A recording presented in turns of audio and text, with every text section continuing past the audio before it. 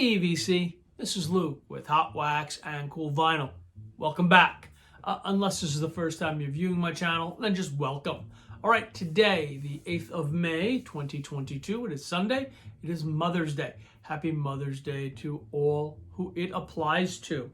So it has been several months since I did a video, and just because work has been very, very busy and it just kind of gets in the way.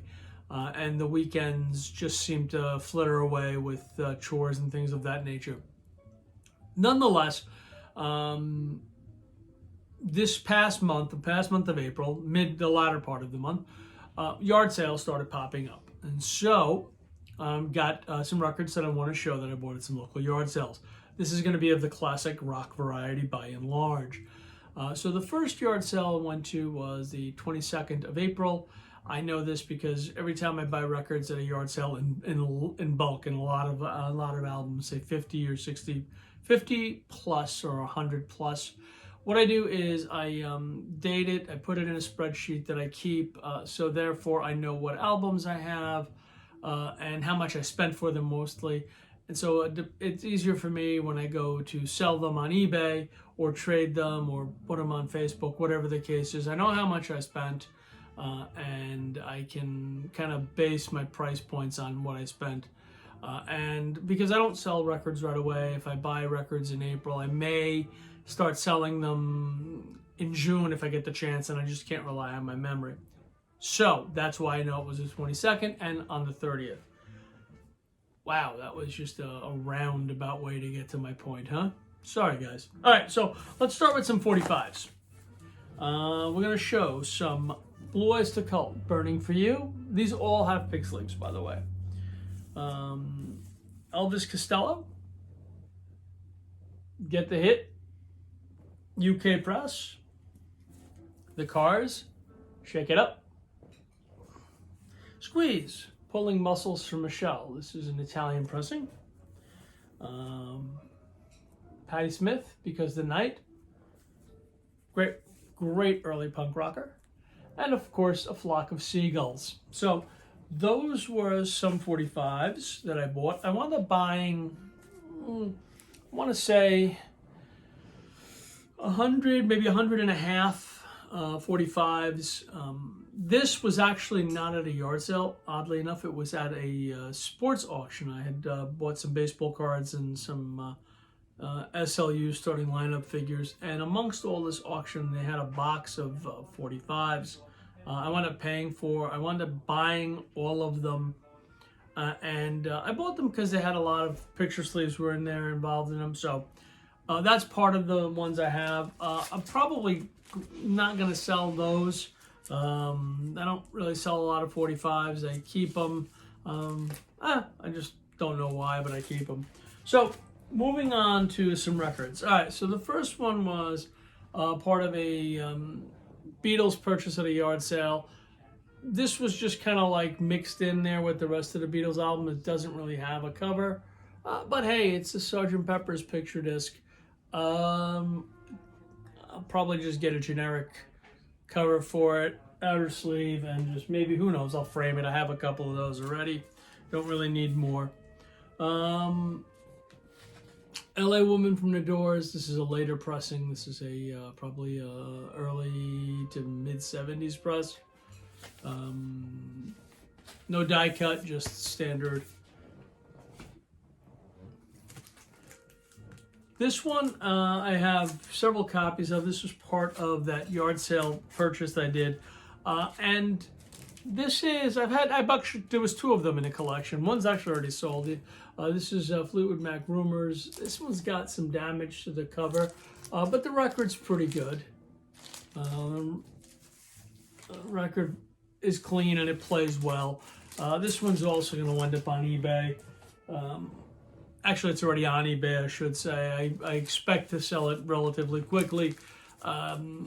I priced it very aggressively. I priced it at $9 because it doesn't have the inner lyric sheet and the cover's kind of roach. So, but the record plays dead spot perfect, so I don't suspect I'll have any issues getting rid of that or selling it quickly. Some Stevie Nicks, Belladonna. 1981 press. Van Halen, Fair Warning. This one has the original inner pick sleeve. Not one of my favorite Van Halen albums. Actually, probably my least favorite of their earlier stuff. You know, it's not bad. It's just not. I think they just, in my opinion, on that album, they were just trying too hard, and it just came across. It was just kind of like, we got to put out a record. Let's put one out. Screw it, you know? And that's kind of how it comes across to me anyway. This one was kind of cool. It's paint by numbers. So, or by numbers, not paint by numbers. But the cool thing about this, and you guys can give me an idea, this thing's in shrink. Okay? But it's also been filled out. So, I don't know whether there was ever a pressing made where it was already all filled out and highlighted. Otherwise, this guy managed to do it and either put the shrink back on, I don't know why, or bent the cover and filled it out with his hand underneath the shrink. Also, no idea why he would do that. But if anyone has an answer as to whether or not they ever did a pressing that was already outlined, I'd love to know. Either way, it's not anything in particularly wonderful. It's just, you know, again, that album, you know, just nothing about that album is like, oh man, that's great. It's just kind of like there. Moving on to Tears for Fears, Women in Chains. This one is really cool. This one is the 4 EP UK pressing, and it's really in great condition. Fontana Records. I mean, just superb condition for that EP. And then we're going to conclude with Vangelis the Dragon. Great, absolutely fantastic cover artwork. Just really, really cool. Well, just a cool drawing and colorization of a dragon coming out of the water. However, prog rock, psych rock, if anybody's familiar with this, and maybe you agree with me or not, but the title song, The Dragon, is too long. Probably 5 minutes longer than it needs to be. It just, the last, let's say 3 to 4 minutes are just exceptionally repetitive as far as I'm concerned. I just found it to be interesting. I liked it, but it got really tiresome as we got towards the end of the cut. It's a 15-minute cut. And if you're going to have a 15-minute cut, you really got to have a lot of changes in there. And he does in the first 10 minutes. It really is 10 to 12 minutes. The last bit, however, just is very, very, very repetitive. It's very noticeably repetitive. And it just kind of get drones on, and you just kind of like start tuning it out because you just keep hearing it over and over again, you know? So it's a fantastic album. If you like psych rock, if you like prog rock, you'll like this. I don't know if you're like me, you know, you're just like, hey, it's just too long.